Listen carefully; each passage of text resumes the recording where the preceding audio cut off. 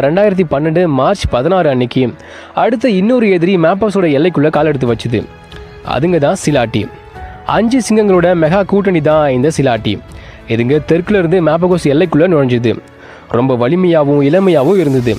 இதுங்களோட கண்ணில் ஃபஸ்ட்டு தனியாக மாட்டினது mister D தான். தனியாக மாட்டின மிஸ்டர் டீயை 4 சிலாட்டி சிங்கங்களும் கடிச்சு குதறிடுச்சு. பின்கால்களில் அதிகமாக காயம் இருந்ததால் அதெல்லாம் மூவ் பண்ணவே முடியல. ரெஸ்ட் எடுத்து மிஸ்டர் டீயை தாக்கிக்கிட்டே இருந்தது. உடம்புல காயங்கள் இருந்தாலும் கடைசி வரைக்கும் மிஸ்டர் டி போராடிக்கிட்டே இருந்தது.